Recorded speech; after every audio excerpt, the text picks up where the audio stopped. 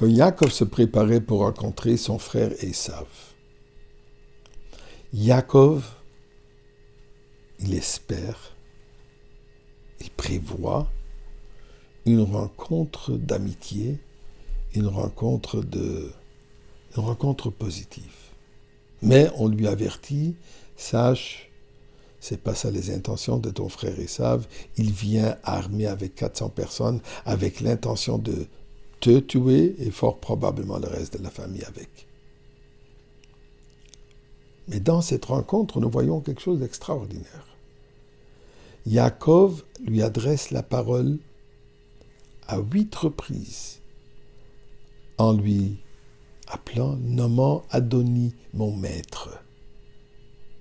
Yaakov considère Esav son maître. Ensuite, il s'est prosterné devant lui 7 fois. Quand on lit la Megillah d'Esther, Haman veut détruire le peuple juif. Il ne demande que « Prosternez-vous devant moi, reconnaissez ma supériorité ». Mordechai nous dit la Megillah « Lo yichav lo yishtachave » ne se prosterne pas, n'accepte pas ces folies de grandeur de Haman. Il y a le concept, ce qu'on appelle Gaon Yaakov, la fierté de Yaakov. Quelle fierté?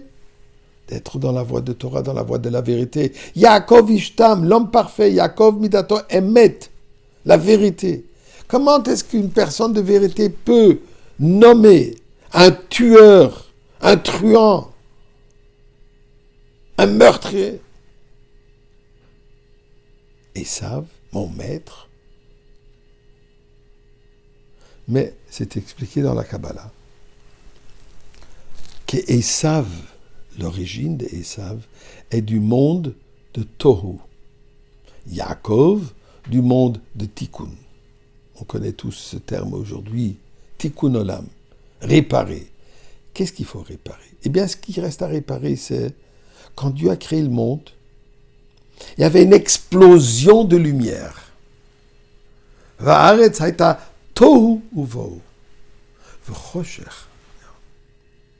Il y avait une explosion de lumière, une explosion d'énergie qui n'est pas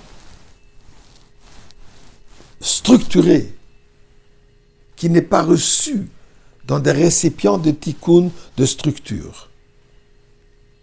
Quand il y a cette explosion, ce qui arrive malheureusement, que les étincelles s'éparpillent partout, même dans le monde d'impureté, dans des récipients, dans des endroits de clipa, du mal. Esav est celui qui a reçu cette lumière d'explosion de Tohu. Et d'ailleurs pour ça, Yitzhak voulait bénir Esav pour amener cette lumière, cette énergie extraordinaire, l'amener vers le bien. Ce que Rivka lui a dit, ça ne va pas fonctionner. Pourquoi? Puisque ces lumières de Tohu ont besoin d'être menées d'une manière structurée, étape par étape, et pas avec une bracha qui se fait en un coup. Yaakov y pense, il espère. Après tout l'effort qu'il a fait chez Lavan pendant 20 ans, qu'il a transformé, il a purifié les étincelles qui se trouvaient chez Lavan, il dit, fort probablement, Esav, il est prêt.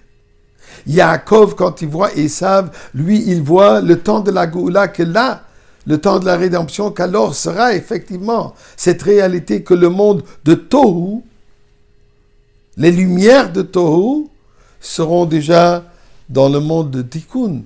Yaakov, lui, il est Tikkun. Il voit Esav dans sa gloire, dans son potentiel complet. 8 fois, il dit Adoni. Pourquoi? 8 qui est le chiffre de Mashiach. Il se prosterne devant lui, puisqu'en se prosternant, il systématiquement, il détruit la clipa qui est représentée, les 7 forces de clipa qui sont représentées par l'ange de Esav. Donc Yaakov, c'est pas chas v'sholom par manque de respect, par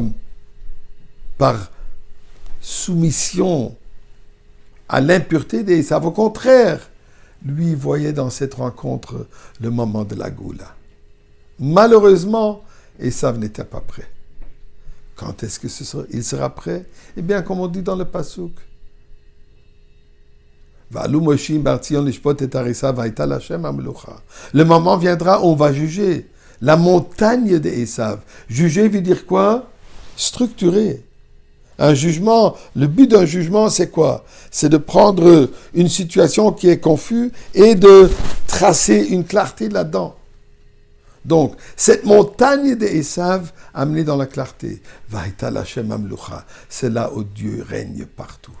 Nous sommes au moment de cet événement. Alors prions à Kadosh Baruch Hu qu'on le mérite déjà aujourd'hui même.